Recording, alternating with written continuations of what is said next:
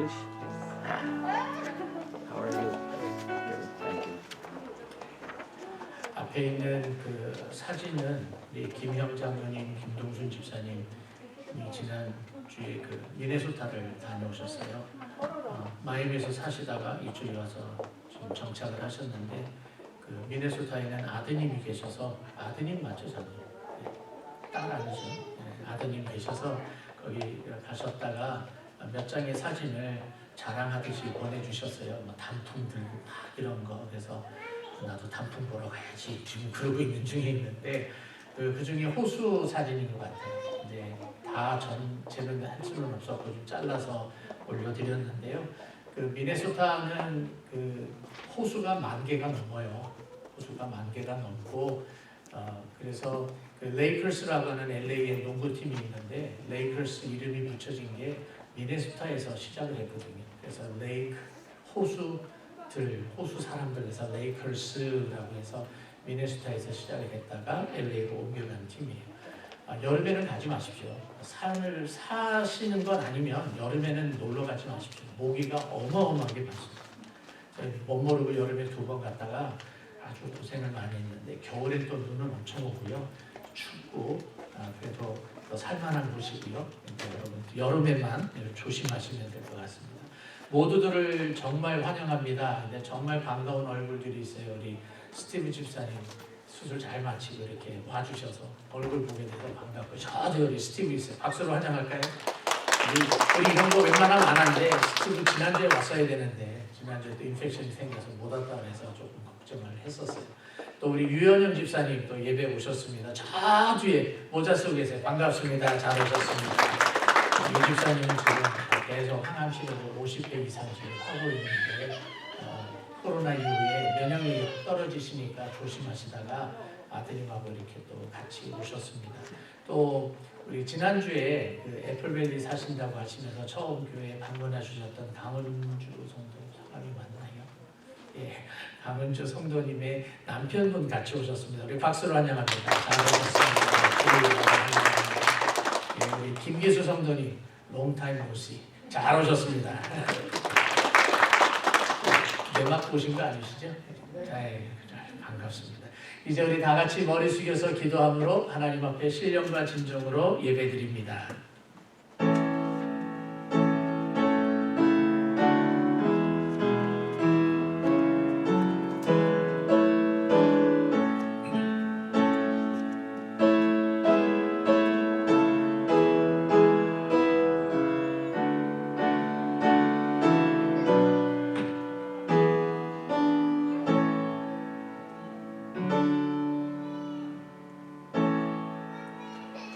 이러므로 하나님이 그를 지극히 높여 모든 이름 위에 뛰어난 이름을 주사 하늘에 있는 자들과 땅에 있는 자들과 땅 아래에 있는 자들로 모든 무릎을 예수의 이름에 꿇게 하시고 모든 입으로 예수 그리스도를 주라 시인하여 하나님 아버지께 영광을 돌리게 하셨느니라.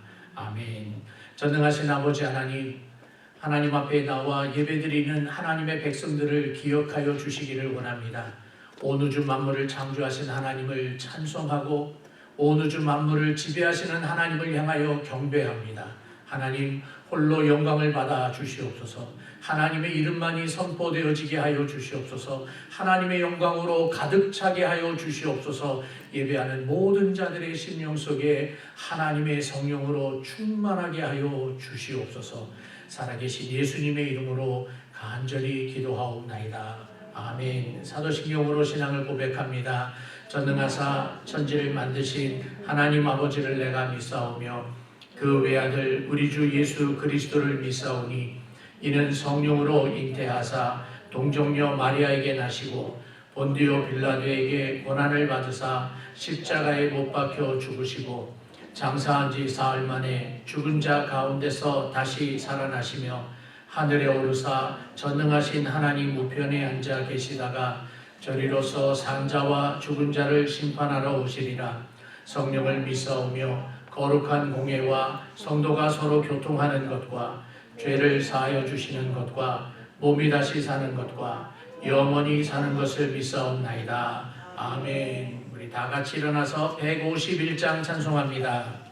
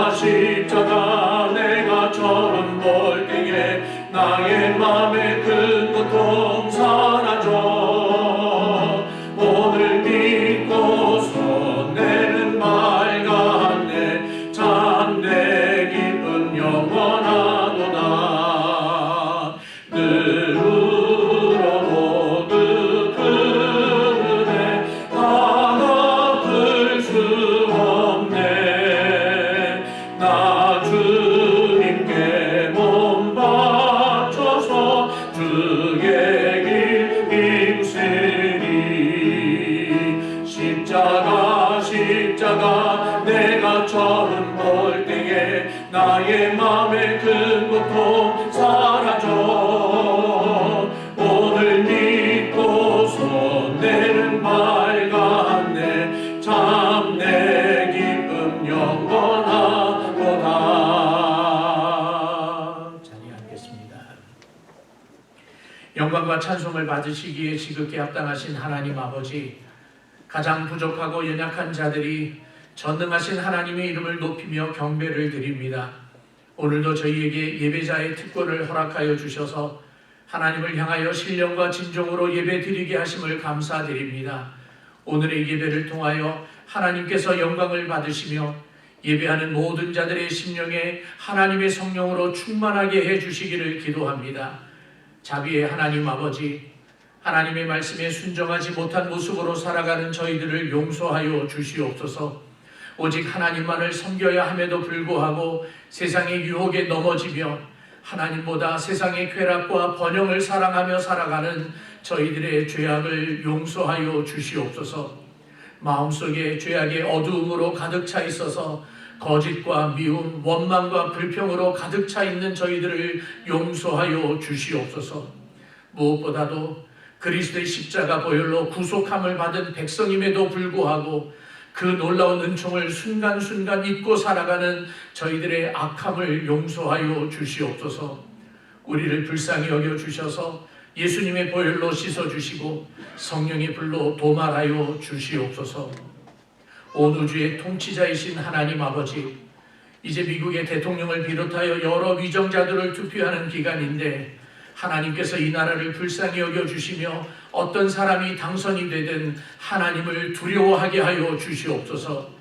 특별히 저희가 살고 있는 네바다주를 기억하여 주셔서 한 남자와 한 여자가 부부임을 정하고 있는 주법이 그대로 유지되도록 지켜주시고 하나님의 공의가 이 사회에 선포되어지게 하여 주시옵소서. 교회의 주인이신 하나님 아버지, 하나님의 백성들이 예수님과 성경 말씀을 중심으로 공동체로 모일 때마다 성령님께서 항상 같이 하여 주셔서 말씀으로 힘을 얻는 교회가 되게 하여 주시옵소서. 성도들이 흩어져서 일터와 학교 그리고 가정과 사회에서 생활할 때에는 세상의 빛과 소금의 직분을 온전히 감당하게 하시고 특별히 어두운 세상에서 복음의 빛을 비추는 등대의 사명을 감당하게 하여 주시옵소서.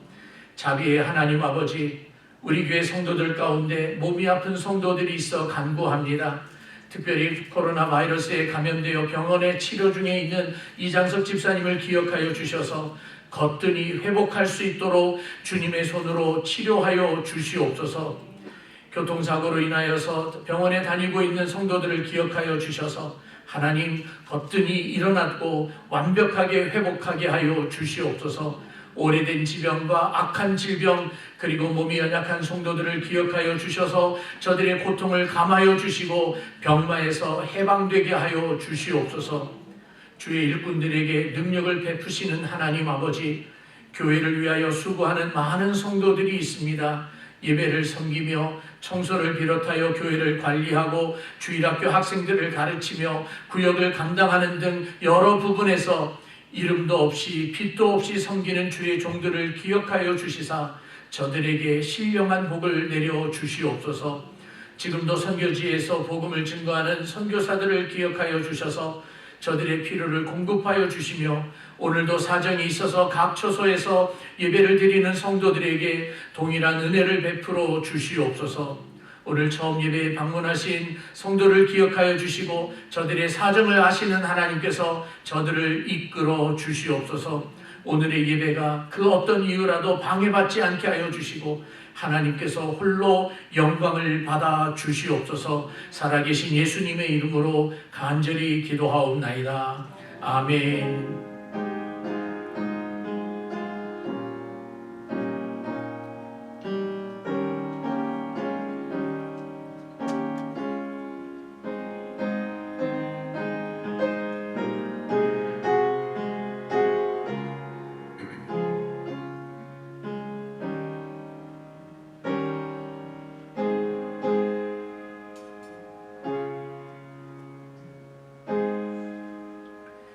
우리 같이 앞뒤 좌우에 있는 분들하고 인사합니다. 샬롬, 잘 오셨습니다. 주의 이름으로 환영합니다. 다시 한번 오늘 처음 오신 분 주님의 이름으로 환영하고 오랜만에 오신 분들 더욱더 강건하기를 주님의 이름으로 축복합니다. 벌레가 날아다니요. 제가 1년에 설교하고 예배를 인도하던 중에 벌레를 먹는 일이 한 서너 번 있습니다. 네, 오늘은 잡았어요. 입안에서 잡았습니다. 이제 이맘때가 되면 벌레들이 이렇게 많이 돌고 하니까 여러분들도 건강하시고요. 어저께부터 네바다 주에서도 조기 투표가 이제 시작이 되었습니다. 시민권자이신 분들 여러분들 꼭 투표하시고요. 그리고 시민권이 아니시더라도 우리 나라를 위해서 기도하는 마음으로 늘 후원해 주시고 관심 가져주시면 정말 고맙겠습니다. 어저께 투표장에 갔는데 전에 제가 못 봤는지는 잘 모르겠는데요. 새로운 거 하나를 본 게 있는데 이제 투표하는 장소 그 지역에서는 이제 어떤 선거운동도 하지 말라는 그 표시가 해마다 있었어요. 그런데 올해는 영어하고 스페니쉬로 있더니 세 번째 언어가 이렇게 있는 거예요. 근데 그 세 번째 언어가 영어식으로 표기를 해서 이게 어느 나라 말인지도 사실 잘 몰랐는데 물어보니까 그 베트남어라고 그래요. 그러니까 인구가 많은가 보죠. 그래서 우리 한인 사회가 그렇게 아직은 큰 한인 사회는 아니지만 우리들이 늘 투표하면서 한인 사회의 영향력도 키워가야 할 것 같습니다. 그리고 유럽에서 코로나 바이러스가 확진자들이 많이 나왔잖아요. 그리고 오늘 아침 뉴스를 보면 이제 3차 대유행이 있을지 모른다라고 하는 그런 경고. 그리고 이제 날씨가 추워지니까 온도가 떨어지니까 또 독감과 함께 이중으로 또 팬데믹이 생기면 안 되니까 여러분들 조심해 주시면 고맙겠습니다. 두 종류의 사람을 볼 수가 있어요. 한 사람은 코로나 바이러스 때문에 걸리면 안 된다고 하면서 몸의 면역력이 굉장히 약하신 분들, 우리 김승자 권사님처럼 면역력이 굉장히 약하신 분들에게 장갑 끼고 다니시고 더 약하신 분들은 아예 못 나오시고 그럴 수 있어요. 그런데 그런 사람들을 보고 뭐 저렇게까지 할 필요 있어? 그러시면은 안 돼요. 자기가 자기를 책임을 지셔야 해요. 그렇다고 해서 아이고 코로나는 아무것도 아니야 또 이러시면은 안 돼요. 중요한 것은 여러분들 스스로가 방역하시고 감염되지 않도록 조심하셔야 되는데 정말 두 가지만 우리 잊지 말았으면 좋겠어요. 마스크 쓰시고요. 그리고 손 씻으시고 저는 손 씻는 게 조금 더 중요하다고 생각을 할 정도로 손을 자주 씻는 편인데요. 손 자주 쓰시고 마스크 쓰는 거 여러분 잊지 않았으면 좋겠습니다. 그래서 예수 믿는 사람들이 세상 사람들한테서 손가락질 안 당하고 지혜롭다라는 이야기를 들었으면 참 좋겠습니다. 주보에 없는 거 몇 가지만 더 광고를 먼저 하고 나머지 거를 하도록 할게요. 11월 달에 새가족 성경 공부를 또 한 차례 할 예정입니다. 새가족 성경 공부 참여하기를 원하시는 분 미리 알려주시면 고맙겠고요. 일부 예배 때 조용히 와서 예배 드리고 조용히 가는 젊은 부부가 있어요. 사공진, 한지연이라는 두 부부가 있는데 그런 사람이 있는지 없는지도 여러분 모르셨죠? 저희 교회 다닌 지 한 7년 돼요. 그런데 지금 한국으로 한 2년에서 3년 정도 예정으로 한국으로 이사를 나갔습니다. 지금 자가격리 중에 있는데 그런 사람이 있었다는 것 여러분이 기억해 주시고 다음에 오게 되면 또 반갑게 맞이해 주시면 정말 고맙겠습니다. 우리 아린이 아빠도 지지난주에 그 교통사고가 좀 있어서 허리가 좀 아프셔서 지금 병원에 다니고 있는데 오늘 오셨네요. 반갑고요. 원사님들 더 건강해지시기를 부탁드립니다. 주보에 있는 광고 들어갑니다. 우리 벌목 사역에 관한 겁니다. 올해 들어서 우리 남선교회에서 벌목 사역을 하겠다고 아주 야심차게 결정을 했었는데 코로나 사태가 발생을 하는 바람에 가지를 못했습니다. 조금 시간은 가더라도 처음 듣는 분들이 계실 것 같아서 한 1분 정도만 벌목 사역이 어떤 건지 설명을 해드릴게요.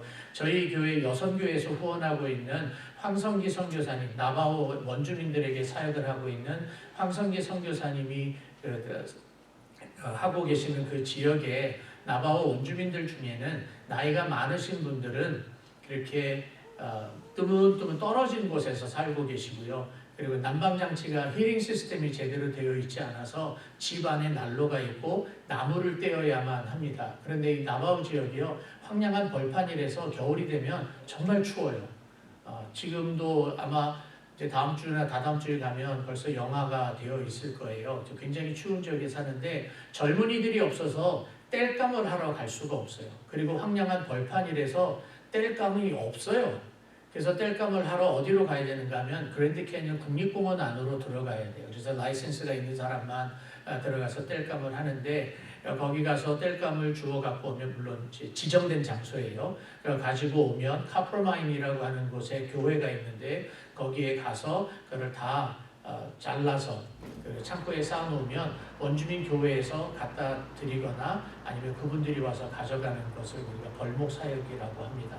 그래서 10월 27일 날 그리고 화요일, 수요일 1박 2일로 남성교회에서 이번 벌목 사역에 저희들이 가게 되었습니다.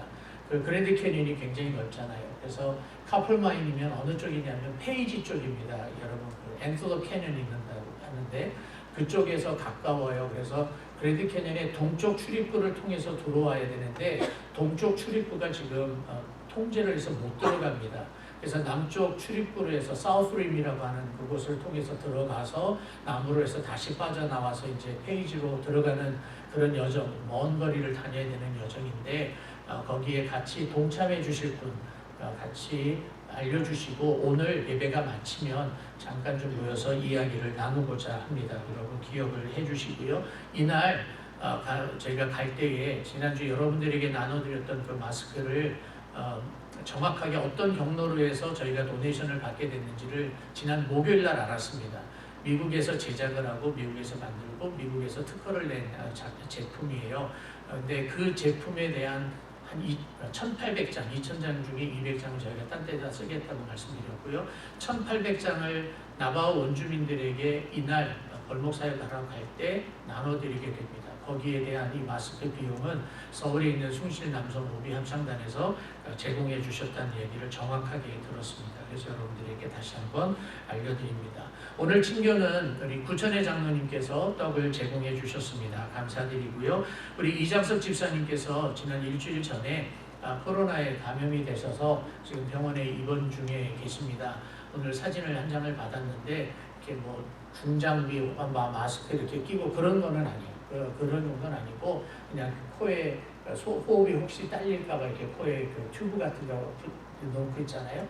그 상태고 약간 살이 좀 빠지셔서 초췌하기는 하지만 그래도 잘 견디고 계십니다. 계속해서 기도해 주시면 고맙겠고요. 저는 해마다 이맘때쯤이면 내년도 계획을 위해서 목회 계획을 위해서 출타를 하는데 내일 떠났다가 22일 날 목요일 날 돌아올 예정입니다. 기도해 주시면 고맙겠습니다. 기도해 주셔야 되는 이유 중에 하나가 사실 내년에 코로나 때문에 또 교회가 어떻게 갈지 방향을 예측을 못하겠어요. 올 겨울에 또다시 3차 유행이 정말로 되어진다면 내년에 어떻게 되는지 아무도 장담을 못하는 거거든요. 그래서 저는 지금 현재 어떤 마음을 갖고 있는가 하면 교회에서 반드시 해야 될 것과 안 해도 되는 것들을 이렇게 좀 구분하는 작업을 하게 될 거고요. 교회라면 해야 되는 그 기본으로 돌아가는 목회 계획을 세울까라고 생각을 하고 있습니다. 지혜를 달라고 여러분이 기도해 주시면 고맙겠습니다. 우리 기도하고 하나님의 말씀 듣겠습니다. 전능하신 아버지 하나님, 우리 사랑하는 성도들과 함께 하나님 앞에 올려드리는 그 기도의 제목이 있습니다. 특별히 우리 교회 안에 몸이 연약한 환자들을 위해서 기도합니다. 오래된 지병으로 그리고 속색이는 암과 같은 병으로 고생하고 있는 성도들을 기억하여 주셔서 저들을 깨끗하게 해주시고 특별히 코로나에 감염돼서 병원에 계시는 이장석 집사님에게 하나님께서 따뜻한 손으로 어루만져 주셔서 거뜬히서 함께 예배드리게 하여 주시옵소서. 하나님 아버지, 교회의 어르신들 많이 연약합니다. 면역력도 떨어져 있습니다. 하나님, 면역력을 높여주시고 강건케 하여 주시옵소서. 이곳에 이사와서 정착 중에 있는 성도들도 있습니다. 타지에서 이사온 모든 분들에게 하나님께서 은혜를 베풀어 주셔서 정착하는 모든 과정이 순조롭게 하여 주시옵소서. 미국의 대통령 선거 위에 하나님께서 간섭하여 주시옵시고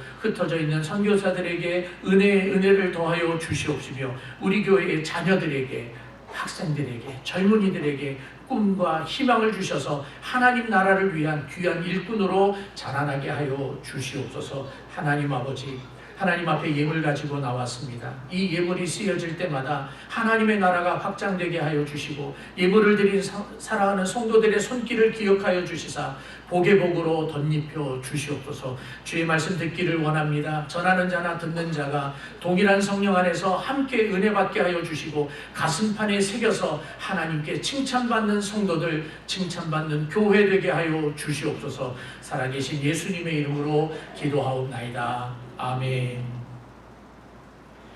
하나님의 말씀입니다. 이사야서 8장 1절에서 4절입니다. 이사야서 8장 1절에서 4절, 드디어 8장에 들어왔습니다. 제가 하나님의 말씀 봉독합니다. 여호와께서 내게 이르시되 너는 큰 서판을 가지고 그 위에 통역 문자로 마헬살랄 하스바스라 쓰라. 내가 진실한 증인 제사장 우리아와 여베레기야의 아들 스가랴를 불러 증언하게 하리라 하시더니 내가 내 아내를 가까이 하며 그가 임신하여 아들을 낳은지라. 여호와께서 내게 이르시되 그의 이름을 마헬살랄 하스바스라 하라. 이는 이 아기가 내 아빠 내 엄마라 부를 줄 알기 전에 다메섹의 제물과 사마리아의 노략물이 아수르 왕 앞에 옮겨질 것임이라 하시니라. 아멘. 저는 목사가 되고 나서 목사가 아니라 설교를 시작하고 나서 전도사 때부터 지금까지 설교 제목을 이렇게 대놓고 히브리어로 제목을 삼아본 적이 없습니다. 이런 거는 있었어요. 뭐 임마누엘 이 정도는 있었어요. 그런데 오늘 제목처럼 마헬살랄 하스바스 이렇게 써본 적이 없어요. 이거를 제목을 정해놓고 집에서 이렇게 입에 익숙해지기 위해서 여러 차례 읽었는데 이게 또 잘 안 되더라고요. 마헬살랄인데 마할살랄이라고 하지를 않나 막 그래요. 그래서 여러분과 함께 좀 아는 척하기 위해서 함께 저를 따라서 이 제목을 읽어보겠습니다. 마헬살랄 하스바스. 제가 이렇게 떨어뜨려 놓은 이유가 있어요. 우리 한글 성경에는 이게 붙여져 있어요. 마헬살랄 하스바스라고 붙여져 있는데 이따가 말씀을 드리겠지만 사실은 두 개의 단어예요. 마헬살랄과 하스바스라고 하는 두 개의 단어가 붙여져서 하나의 명사가 됐고 하나의 프레이즈가 됐어요. 그래서 제가 거기 짝대기를 거놨고요. 이런 제목을 페이스북에 올렸더니 이동진 목사님께서 뭐라고 하셨는가 하면 그 영어로 마헬, 살랄, 하스, 바스 이렇게 쓰셨더라고요. 그런데 영어로 읽어보면은요, 영어 성경에는 정말 그렇게 돼 있어요. 마헬 따로, 살랄 따로, 하스 따로, 바스 따로. 얼마나 읽기 힘들었으면 그렇게 해놨겠습니까? 우리 한번 다시 읽어볼까요? 시작. 마헬, 살랄, 하스, 바스라고 돼 있어요. 1절에서 4절까지 이 단어가 2번 나오는데 저는 설교 중에 아마 이 단어를 한 10번 이상 반복을 하게 될 겁니다. 여러분의 귀에 딱지가 앉으시게 될 거예요. 하나님은 하나님의 메시지를 하나님의 백성들에게 전달하십니다. 다시요. 하나님은 하나님의 메시지를 하나님의 백성들에게 전달을 하시는데 많은 경우에, 거의 대부분의 경우에 하나님의 사람들을 통해서 전달을 하십니다. 가끔은 하나님이 직접 이야기를 하실 때도 있지만 그 이야기를 듣는 사람은 어떤 특정한 선지자, 제사장 이런 사람들은 직접 듣지만 일반적으로 백성들에게는 하나님이 하나님의 종들을 통해서 말씀을 전하십니다. 대부분의 사람들이 선지자죠. 그렇죠? 그런 선지자들을 통해서 하나님께서 말씀을 전달을 해주고 계세요. 그런데 그 선지자들을 통해서 말씀을 전하실 때에는 말씀을 전한 것으로 끝나는 경우도 있지만 때로는 하나님의 말씀을 말씀으로 전하기보다 그 선지자들의 삶의 모습 혹은 가족들의 모습 이런 거를 통해서 하나님의 말씀을 전할 때가 있어요. 어렵게 하지 말고 쉽게 얘기를 합시다. 대표적인 예를 들게요. 호세아라고 하는 선지자가 있어요. 호세아라고 하는 선지자는 북쪽 이스라엘에서 사역을 하던 사람인데 북쪽 이스라엘이 하나님 앞에서 온갖 못된 짓을 하니까 하나님이 너희에게 심판이 있을 거다라고 경고를 해요. 그래서 많은 선지자들을 통해서 경고를 하는데 그 중에 하나가 호세아입니다. 그런데 하나님은 하나님의 경고만 전달하고 끝나는 것이 아니라 그럼에도 불구하고 하나님은 계속해서 사랑하신다라고 하는 하나님의 사랑이라는 메시지도 전하고 싶으신 거예요. 그래서 호세아에게 결혼하라고 명령을 해요. 그래서 호세아가 결혼을 하는데 그 결혼의 대상자 아내가 누군가 하면 창녀예요. 고멜이라고 하는 창녀예요. 그렇죠? 그러니까 그 아내와 결혼을 했어요. 그 고멜과 결혼했는데 이 여인이 결혼 생활을 조신하게 하면 얼마나 좋아요. 뛰쳐나가는 거예요. 옛것을 잊지 못하고 뛰쳐나가면 그 다음엔 하나님이 뭐라고 그래요? 가서 돈 주고 다시 사갖고 와라. 데리고 와라. 그래서 다시 데리고 오는 거예요. 그게 하나님과 이스라엘의 백성과의 관계를 보여주시는 거예요. 호세아가 직접 그 삶을 통하여서 하나님과 이스라엘은 마치 결혼한 부부 같은데 아내인인 이스라엘이 자꾸 돌아다니면서 간음질하고 하나님을 배반하고 그러는 거예요. 그러면 하나님이 너 그러면 안 돼 야단치면서 동시에 또다시 데리고 오시고 또다시 데리고 오시는 하나님의 사랑을 보이시는 거예요. 근데 오늘 이 말씀은 하나님께서 이사야를 통하여서 1장에서부터 7장에 이르기까지 여러 차례 경고를 했어요. 유다 백성들에게 그렇게 하면 안 된다라고 경고를 했고요. 특별히 7장에서는 아하스가 왕이 되고 난 다음이잖아요. 그러니까 그 아하스 왕에게 너 하나님 앞에 징조를 좀 구해봐라. 그랬는데도 불구하고 징조도 구하지 않고 자기 멋대로 하니까 하나님께서 야단치시는 거예요. 이런 일이 일어날 것이다라고 이미 예고하셨어요. 그게 뭐냐면 하나님이 징계하신다. 하나님이 심판하신다라고 하는 이야기였어요. 그렇게 이미 이야기를 했음에도 불구하고 아하스가 듣지 않으니까 하나님께서 징계하시겠다라고 하는 것이 진짜야, 나 거짓말 아니야, 진짜로 있을 거야 라고 하는 것을 증거하시는 거예요. 증명하시는 거예요. 그것이 어떤 모습이냐면 호세아는 결혼을 통해서 하나님의 메시지를 전했다면 이사야에게는 아들을 통해서 메시지를 전하고 있는 겁니다. 이사야서 7장에서 이사야의 아들이 하나 또 나와요. 스알야술이라고 하는 아들이 있는데 아하스 왕을 만나러 가라 하나님께서 명령하시죠. 어디 가서 만나요? 빨레터에서 만나요. 이제 기억나시죠? 빨레타에서 이제 아하스 왕을 만납니다. 아하스 왕을 만났는데 아들 데리고 나가라. 그랬더니 그 아들이 거기 가서 뭐 이렇게 했다 저렇게 했다 기도했다 이런 말 없어요. 그냥 데리고 나가라예요. 근데 그 아들의 이름이 스알야숲인데 스알야숲의 뜻이 무엇인가 하면 남은 자가 돌아올 것이다. 하나님이 징조를 보이면서 이렇게 멸망하게 될 거야. 그러나 남은 자들, remnant는 돌아올 거야. will return 이라고 하는 메시지가 있는 아들을 데리고 나간 거예요. 근데 이번에는 하나님께서 너에게 아들을 새로 줄게. 네가 아들을 낳을 거야. 아들을 낳으면 이름을 뭐라고 해라? 마헬살랄 하스바스라고 하라. 이렇게 된 거예요. 그래서 이사야의 아들을 통하여서 또다시 하나님의 그 메시지의 그 신실함, 정확함, 확실함을 드러내고 있는 겁니다. 오늘 1절에서 4절까지의 이 구조는 굉장히 간단하게 되어 있어요. 아주 심플하게 되어 있는데 1절에서부터 3절까지는 하나님께서 이사야에게 명령하시는 이야기가 나오고 4절에서는 그 명령을 하시게 된 이유에 대해서 등장을 합니다. 하나님의 명령을 먼저 같이 볼게요. 이 하나님의 명령은 세 가지가 담겨져 있습니다. 이 세 가지는 결국에는 하나를 놓고 이야기하는데 그게 뭐냐면 하나님의 심판이 속히 올 것이다예요.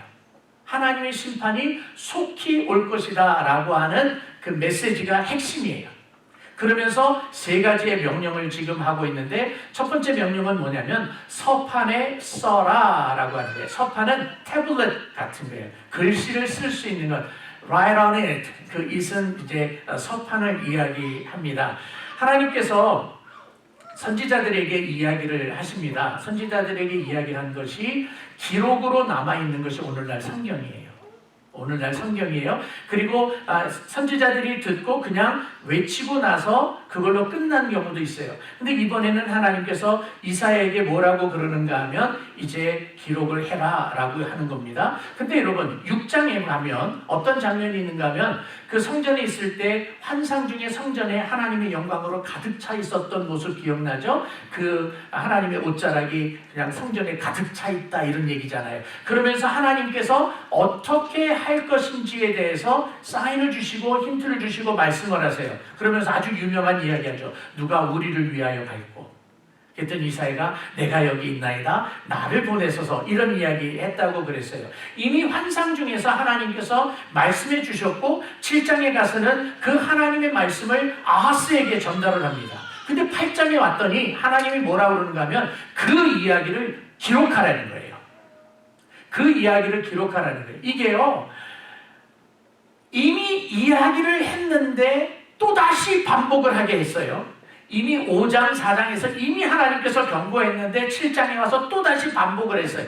계속해서 반복하고 반복하는 이유가 뭘까요? 물론 교육하는 그 방법 중에 그 반복의 효과라고 하는 것이 있어요.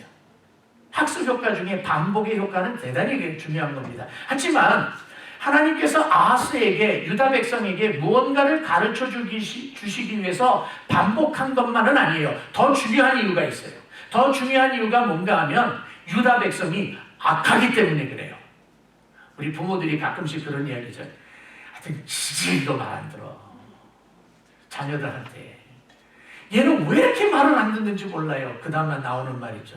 요거는 하면 안 되는 말인데 꼭 요 말을 해요. 도대체 누구 닮아서 이러는 거야. 그 다음에 어디를 가요? 남편 아니면 아내 아니면 할아버지 할머니 삼촌 이모 뭐 다 가잖아요. 그래서 집안 싸움이 돼버리고 마는 거예요. 얼마나 말을 안 들으면 부모가 뭐라 그래요? 이제 얘기 안 할게. 그러면서 진짜 얘기 안 해요? 또 하잖아요. 왜? 말을 안 들었으니까. 하나님이 유다 백성들에게 너희 말 안 들면 하나님의 심판이 있을 거야를 계속해서 반복하는 거예요. 왜요? 악하니까. 유다가 악하니까. 근데요 하나님 앞에서 악을 행하면 어떤 일이 생기는 줄 아십니까? 하나님 앞에서 죄악을 저지를 때에 두드러지게 나타나는 특징이 있어요. 하나님을 두려워하지 않아요. 하나님을 두려워하지 않기 때문에 말을 안 듣는 거예요. 하나님을 두려워하지 않기 때문에 한 귀로 듣고 한 귀로 흘려버리고 하나님을 두려워하지 않기 때문에 하나님을 조롱하는 거예요. 대표적인 사건이 있어요. 노아의 그 홍수 시대 방주 사건.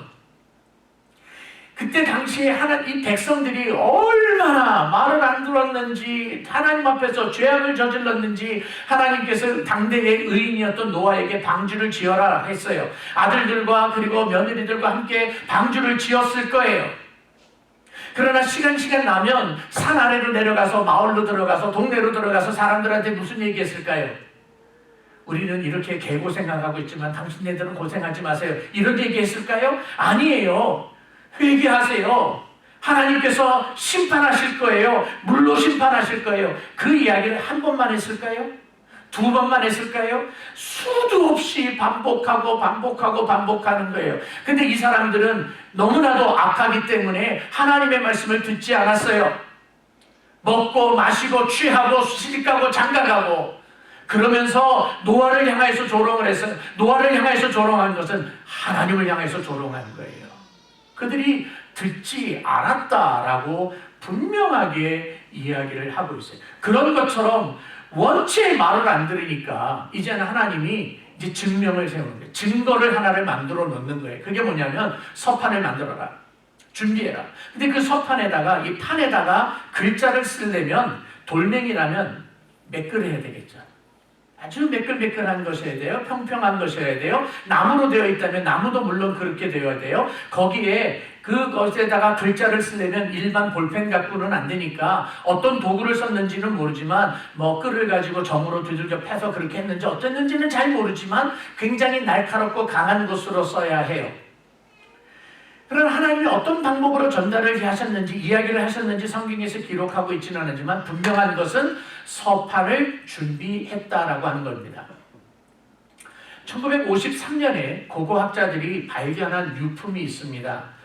고대 아시리아 혹은 고대 아수르 제국의 한 도시인데 니무롯이라고 하는 도시입니다. 이 니무롯이라고 하는 도시에서 여러분 상아 아시죠? 아이보리. 그 상아로 되어 있는 서판 태블릿을 16개를 발견을 합니다. 그리고 물이 없는 우물, 물이 메마르 있는 그 우물 안에 나무로 되어 있는 서판도 발견을 해요. 그래서 이 학자들이 그거를 연대를 추정을 하니까 이때가 BC 705년에서 707년 정도로 추정을 해요. 반대로 얘기해야 되는구나. BC 707년에서 705년으로 추정을 하고 있습니다. 이때 당시는 어느 시대와 거의 비슷한가 하면 이사야가 활동하고 있었을 당시예요. 그러니까 이사야가 활동하고 있었던 당시에 서판이 있었다라고 하는 것이 증명이 되어진 거예요. 그런데 하나님이 그 서판에다가 글자를 쓰라고 명령을 하시는데 그 글자 내용이 뭔가 하면 마헬살랄 하스바스예요. 마헬살랄 하스바스라고 쓰라고 이야기를 했어요. 그 말뜻이 무엇인지 한번 앞에 자막이 있는데 한번 보세요. 마헬살랄 하스바스라고 하는 말은 노력이 급하고 약탈이 빠르다라고 하는 거예요. 그러면 지난주까지 이야기했던 역사의 이야기를 한 번만 더 다시 반복을 할게요. 이 자꾸 반복하는 이유는 여러분들을 위해서 반복하는 게 아니라 저를 위해서 반복하는 거예요. 제가 잊어버리지 않으려고요. 어떤 일이 있었어요? 북쪽의 이스라엘과 옆에 아람이라고 하는 나라가 alliance, 동맹을 맺었어요. 동맹을 맺어서 그들의 목표가 뭔가 하면 남쪽 유다의 아하스라고 하는 왕을 밀어내고 자기들이 원하는 왕을 세우려고 하는 거예요.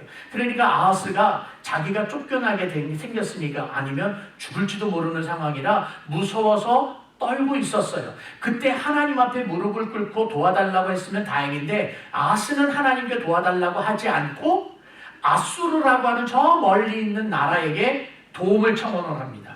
원조를 구합니다. 그래서 이 하나님께서 뭐라고 이제 경고하시는가 하면 그래 좋다. 네가 구했던 그 아수르, 그래서 지난주에는 뭐라 그랬어요? 빌려온 삭도라고 했어요. 빌려온 면도기, 그가 와가지고 네가 원하는 대로 북쪽의 이스라엘과 아람 나라를 멸망시킬 거야. 하지만 그 빌려온 면도기, 그 삭도가 너희 나라 사람들의 머리털을 잘라버리고 수염을 깎아버리고 몸에 나 있는 털을 다 베나갈 것이다. 깨끗하게 할 것이다 라고 하는 그 비참함을 이야기했어요. 그렇게 이야기를 하고 난 다음에 이제 8장에 들어와서 하나님께서 뭐라고 이야기하시는가 하면 서판에다 써라. 그래, 마헬살랄 하스바스, 그러니까 너희가 원했던 대로 그 노략이 급하게 약탈이 빨리 올 거야. 아수르가 와서 네가 그렇게 싫어했던, 너희가 정말 두려워했던 북쪽 이스라엘이 멸망하게 되고 아람 나라가 멸망하게 될 것이다. 그렇게 될 것이다라고 이야기하는 거예요. 하나님께서 7장에서 예고하신 대로 그대로 하겠다고 지금 말씀하고 있는 겁니다. 두 번째로는 그 서판에다 쓰고 난 다음에 뭐라고 이야기하는가 하면 2절에 우리 한글 성경에 그리고는 빠져 있는데, 그리고 내가 라고 하면서 강조하는 것이 있어요. 증인을 세울 것이다. 그러니까 너 증인 세워 라고 이야기하는 거예요. 그러니까 여기서 지금 누가 이 일을 행하고 있는가 하면 이사야가 행하고 있는 것이 아니라 하나님의 전적인 주권을 가지고 내가 행할 거야. 하나님이 절대로 주도권을 놓지 않으셨습니다. 지금 이 모든 것이 하나님이 행하고 있는 모습이에요. 아니, 말로 해도 말을 안 들으니까 하나님이 최후의 수단으로요, 증명을 세운 거예요. 눈에 보이도록 증거를 세웠는데 그게 서판이에요.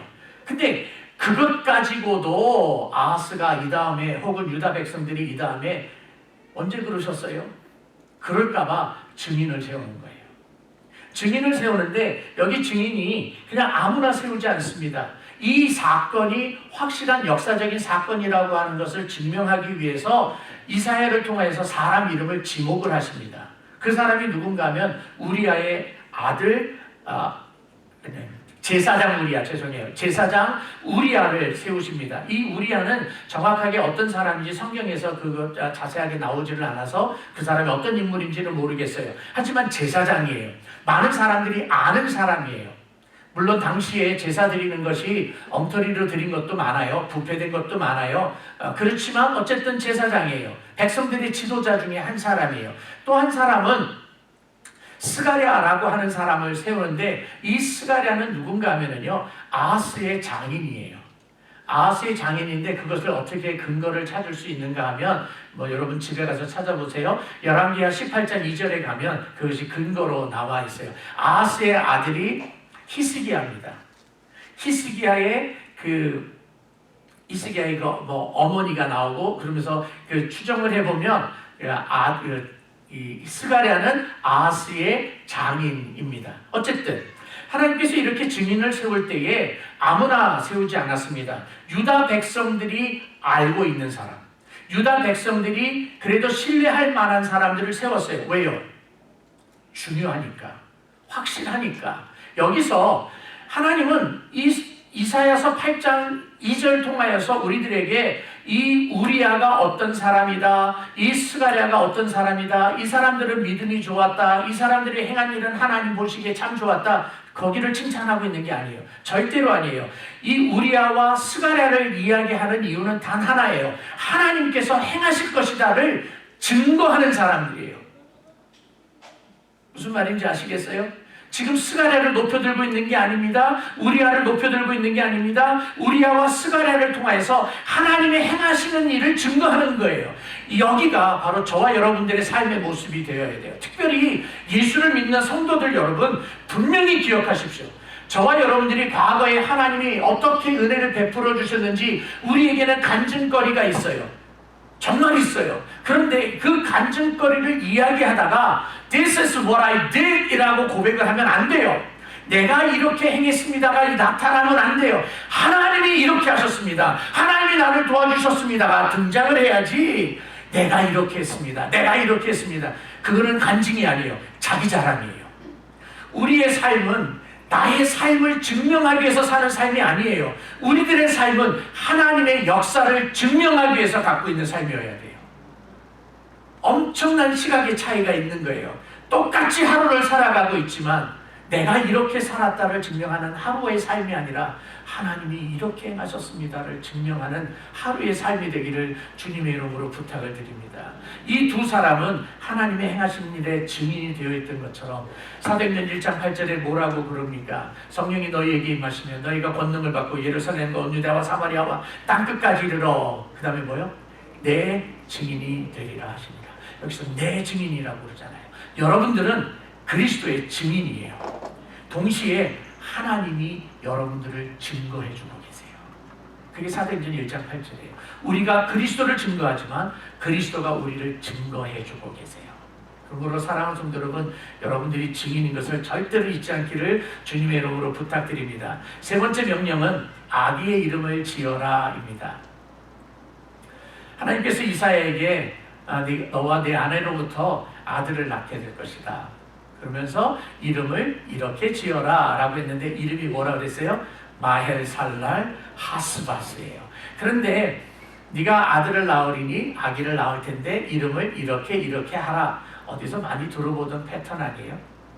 이사야서 7장 14절 우리 같이 읽어볼까요? 시작. 그러므로 주께서 친히 징조를 너희에게 주실 것이라. 보라, 처녀가 잉태하여 아들을 낳을 것이요 그의 이름을 임마누엘이라 하리라. 아들을 낳으면 이름을 임마누엘이라 하라. 낳으면 이름을 이렇게 하라. 이사야에게는 마헬살랄 하스바스라고 해라. 차이점이 있다면 임마누엘이라고 하는 이름은 이 임마누엘 즉 아기의 어머니 동정녀가 이렇게 이름을 부를 것이고 이 이사야 아들은 이사야가 이름을 그렇게 부를 것이다 라고 가르쳐주고 있어요. 왜 이름을 마헬살랄 하스바스라고 지으라고 했을까요? 제 이름도 쉬운 이름은 아니죠. 쉽게 듣는 이름은 아니에요. 역사 공부를 해보신 분들 아십니까? 그 조선시대의 학자 중에 김굉필이 있어요. 김굉필은 있어도 공필은 없어요. 제 이름도 아주 희한한 이름 중에 하나인데 우리 노이자 권사님의 외손자 이름을 여기서 좀 거론을 할게요. 노이자 권사님의 그 외손자 이름이 준행이 청종이에요. 아들 낳아갖고 준행아 청종아 그러는데 저는 이제 그게 무슨 뜻인지 알아요. 하나님의 말씀대로 준행하자. 청종은 하나님의 말씀을 잘 듣자. 셋째 아들은 이름도 몰라요. 나는 아무튼 거기까지는 이제 빼고 아무튼 그런데 자 이제 만약에 청종이라는 말을 잘 사용하지 않는 사람을 애기 아빠가 그러니까 목사님이 아기를 안고 나가서 우리 아들이에요. 아이고 잘생겼네요. 그러고 막 그러다가 아주 귀하게 난 아들이거든요. 막 하다가 애기 이름이 뭐예요? 물어볼 거 아니에요. 청종이에요. 그게 뭐예요? 그러면 이제 아기 아빠인 목사님이 설명을 하겠죠. 하나님의 말씀을 잘 들읍시다 라고 하는 뜻으로 했습니다. 준행은 하나님의 말씀을 잘 지킵시다 라고 하는 뜻으로 이름을 그렇게 지었다라고 설명을 할 거예요. 자, 이때에 아빠는 자기 아들이 하나님의 말씀을 잘 듣고 살기를 바라는 마음으로 지었을 거예요. 그렇죠? 그러면 이사야도 그 아들의 이름을 그렇게 지었을 때에 노력이 급하고 빠르다 이렇게 살기를 원해서 지었을까요? 아니죠. 사람들이 이사야에게 이 아들의 이름이 뭐예요? 마헬살랄 하스바스입니다. 그러면 그게 뭐예요? 라고 할 때에 노력이 급하고 빠르게 침투할 것입니다 라는 뜻입니다. 그런데 그건 또 무슨 의미예요? 그러면 누구 이야기를 하겠죠? 하나님의 이야기를 하게 되는 거예요. 하나님이 이렇게 행하실 것입니다를 이야기하는 거예요. 근데 그 아이가 점차 자라납니다. 점차 자라면서 아장아장 걸어갈 때에 저기 예를 들어서 주차장으로 걸어가면 도연아 라고 부르는 것처럼 이사야가 뭐라고 부를까요? 마헬살랄 하스바스 그러고 부를 거 아니에요. 하여튼 길기는 기네요. 그리고 부를 거 아니에요. 그러면 동시에 자기 아들을 이름만을 부르는 것이 아니라 하나님의 메시지를 선포하는 거죠. 아이가 자라났습니다. 성장을 했어요. 사람들하고 이야기를 할 때에 미스터 킴이라고 부르는 것처럼 마헬살랄 하스바스라고 부르면 하나님의 메시지를 부르는 사람 입에서 다시 한번 반복이 되어지는 거죠. 이 마헬살랄 하스바스는 걸어 다니는 서판이에요. walking tablet이에요. 걸어 다니는 태블릿이에요. 하나님께서 그렇게 말을 했는데도 안 들으니까 서판에다가 쓰라고 했고 그렇게 그것 갖고도 안 되니까 증인을 세우라고 했고 그것 가지고도 안 되니까 이사야 아들을 마헬살랄 하스바스라고 이름을 지어놓고 하나님의 뜻이 확실하다를 보여주고 있는 거예요. 그런데 이 아이가 엄마 아빠라고 부르기도 전에 그런 일이 있겠다는 거예요. 엄마 아빠라고 부르기도 전에 그런 일이 있겠다는 거예요. 그러면 하나님께서 7장에서 처녀가 아들을 낳아서 임마누엘이라 하리라 라고 했던 그 일, 즉 메시아가 탄생하는 일은 앞으로도 적어도 700년 이후의 일이에요. 적어도 700년 이후에 메시아가 탄생하는 거거든요. 그러니까 짧은 기간 내에 곧바로 생기는 일이 아니에요. 그러니까 사람들이 믿는 둥 마는 둥 할 수 있어요. 하지만 이사야에게 아들을 낳을 것이다, 이름을 마헬살랄 하스바스라고 할 것이다, 적어도 1년만 기다리면 되잖아요. 그러니까 하나님의 말씀대로 아들을 낳을 것이다 라고 했던 그 이야기는 하나님께서 보여주시는 징조대로 처녀가 아들을 낳을 것이다 라고 하는 것을 확인시켜주는 거예요. 증명하고 있는 사건이에요. 귀한 사건이에요, 여러분. 하나님의 약속은 절대로 바뀌지 않습니다. 그러면 이렇게 명령을 하신 이유가 있어요. 그게 4절에 등장을 하고 있는데 4절의 시작을 이는이라고 하면서 시작을 하죠. 그게 왜냐하면 이라고 하는 뜻이에요. 하나님께서 왜 서판에 쓰라고 하고 증인을 세우라고 하고 그리고 이름을 그렇게 지으라고 했느냐? 왜냐하면 그 하나님께서 말씀하신 이 사건이 금방 이루어지게 되기 때문이다라는 거예요. 언제 그런 일이 생긴다고 했는가 하면 이 아이가, 즉 마헬살랄 하스바스가 엄마, 아빠 라고 부르기도 전에 그 일이 일어난다는 거예요. 제가 오늘 도윤이 엄마한테 물어봤어요. 도윤이가 이제 얼마 전에 돌 지났잖아요. 아기가 엄마, 아빠라고 불러요. 그랬더니 부른대요. 그래서 아니 흥얼흥얼 되는 거 말고 또릿또릿하게 부르냐고. 예, 또릿또릿하게 부른대요. 그러면 여러분 1년이면 되는 거예요. 길게 잡아도, 말을 좀 더디게 하는 아이를 잡아도 2년에서 3년이면 되는 거예요. 그러면 무슨 말이에요? 북왕국 이스라엘과 아람 나라가 멸망하는 일이 2, 3년 안에 되어지는 거예요. 그 말은 2, 3년 안에 북왕국 이스라엘과 아람이 멸망한다면 7장에서 그 이후에 이야기했던 것, 빌려온 삭도가 너희들의 머리카락을 다 잘라버릴 것이다 라고 했던 그 예언은 뭐예요? 아수르가 너희들을 공격할 것이라는 거잖아요. 아수르가 유다를 괴롭히게 될 것이라는 거잖아요. 그러니까 8장에 와서 2, 3년 안에 아람과 그리고 이스라엘이 멸망하게 되지만 그것과 마찬가지로 아수르가 너희들을 공격하게 될 것이다. 확실하게 있을 것이다 라고 가르쳐주고 있어요. 오늘 4절에는 아람이라는 단어가 없습니다. 이스라엘이라고 하는 단어가 없습니다. 근데 저는 지금 계속해서 이스라엘 아람이라고 이야기하고 있어요. 거기 다메섹이라고 하는 말이 나오죠. 다메섹은 아람이라고 하는 나라의 수도입니다. 그 수도에서 노략질을 해서 다 가지고 오겠다는 거고요. 그리고 사마리아는 북쪽 이스라엘 땅의 중심되는 땅을 사마리아라고 이야기해요. 그러니까 이스라엘을 놓고 이야기하는 거예요. 아람에게서부터 노략질을 해서 노약물 갖고 오고 이스라엘에게서 가지고 온다는 거예요. 실제로 이사야가 이 이야기를 하고 난 다음에 얼마 되지 않아서 다메섹이 아람이 멸망을 합니다. 그리고 나서 그 후에 이제 북쪽 이스라엘이 멸망을 합니다. 실제로 그렇게 멸망을 해요. 이렇게 급하게 오게 될 것이다 라고 하는 것을 가르쳐주는 것은 유다에게 하는 말이에요. 너희도 이렇게 될 거야.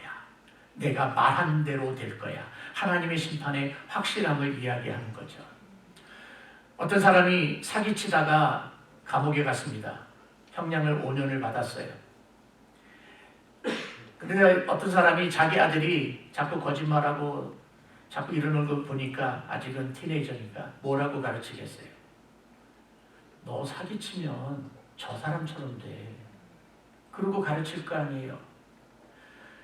아람과 이스라엘이 하나님의 말씀대로 멸망을 하게 될 거라는 거예요. 경고하는 거예요. 그것처럼 유다야 너희들도 그렇게 될 거야 라고 경고하고 있는 거예요. 사랑하는 성도 여러분, 하나님께서 아하스에게 원하는 게 무엇이었을까요? 아하스 왕에게 원하시는 것은 이렇게 수많은 증거를 지금 보여주고 있잖아요. 아하스 왕에게 원하는 것은 내가 행하는 것, 즉 하나님이 행하시는 일을 보고 하나님을 믿으라는 거예요. 하나님께로 돌아오라는 거예요. 근데 안 듣는 거예요. 그러니까 서판에 쓰고 그리고 증인을 세우고 그리고 아들을 낳아서 이름을 그렇게 하고, 예수님께서 마지막 때에 되어지는 일들을 대해서 이야기를 하십니다.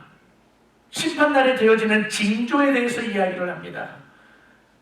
기근이 있을 것이다. 전쟁이 있을 것이다. 거짓 선지자가 일어날 것이다. 그렇다고 한다면 오늘날을 보자고요.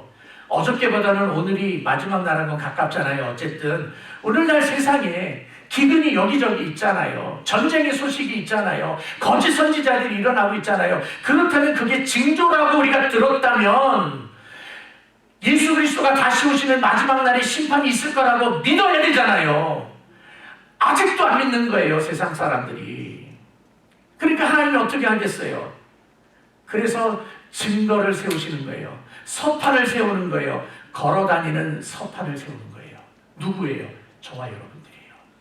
저와 여러분들을 예수 그리스도의 마지막 심판 때를 지금 증거하는, 예수님의 마지막 때가 옵니다. 심판의 때가 옵니다. 믿으세요. 예수님 믿어야 삽니다라고 증거하도록 걸어다니는 증거판으로 삼아주신 거예요. 여러분들이 가정에 있든 교회에 있든 직장에 있든 누구와 더불어서 살아가고 있든지 간에 여러분들은 바로 걸어다니는 증거판들이에요. 걸어다니는 그리스도의 증인들이에요. 문제는 우리가 그래서 세상에 빛인데도 불구하고 이 빛인 우리들이 말 아래 숨겨져 있어요. 다시 말하면 죄악의 커튼으로 덮여져 있어요. 자존심의 커튼으로 덮여져 있어요. 열등감의 커튼으로 덮여져 있어요. 성공주의, 물질주의, 만능주의로 덮여져 있어요. 빛을 발하지 못하고 있는 거예요. 깜깜한 세상 속에 있는 거예요. 빛인데도 불구하고. 그래서 예수님께서 뭐라고 이야기하십니까? 말 아래 두지 말고 등경 위에 두라라고 이야기하잖아요. 그렇다면 저와 여러분들은 죄악의 천막을, 죄악의 커튼을 벗어내야 돼요. 열등감, 자존심, 자랑질하는 것, 교만하는 것 다 걷어내고 세상 위에, 세상 앞에 드러내야 해요. 나를 드러내는 게 아니에요. 빛이신 그리스도를 드러내야 하는 거예요. 여러분 주변에 있는 사람들에게 이렇게 이야기하는 겁니다. 예수님 다시 오십니다. 그때가 되면 마지막입니다. 예수님이 오시기 전에 예수님을 믿지 아니한다면 영원한 멸망입니다.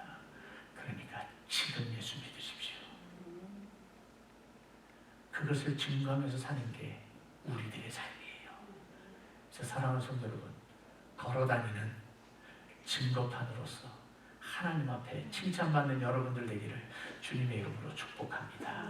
전능하신 아버지 하나님, 하나님의 사람들과 함께 하나님의 말씀을 들었습니다. 하나님, 우리들의 못난 모습 용서하여 주시옵소서. 빛이신 예수 그리스도를 모시고 살면서도 빛의 직분 온전히 감당하지 못하고 죄악의 커튼으로 가려서 살고 있었던 우리들을 용서하여 주시옵소서. 세상 앞에 당당히 서게 하여 주시고 죄악과 교만의 커튼을 다 내팽개치고 벗어버리고 온전히 빛이신 예수 그리스도를 증거하는 우리의 삶이 되게 하여 주시옵소서. 예수님의 이름으로 기도하옵나이다. 아멘. 다 같이 일어나서 마지막 찬송합니다.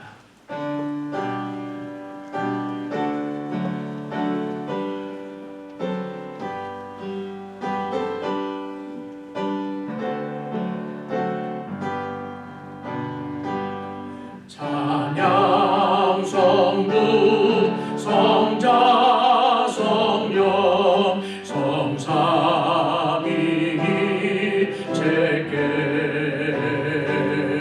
영원 무궁하기까지 영광을 돌리세 영광을 돌리세 아멘. 지금은 우리를 위하여 십자가에 못 박혀 돌아가신 우리 주 예수 그리스도의 놀라우신 은혜와 우리 하나님 아버지의 무한하신 사랑하심과 우리 성령님의 놀라우신 역사하심이 그리스도를 증거하는 증거판으로, 살아있는 증거판으로 그리스도만을 증거하면서 살겠다고 결심하는 모든 성도들 머리 위에 지금부터 영원토록 함께 있을지어다. 아멘.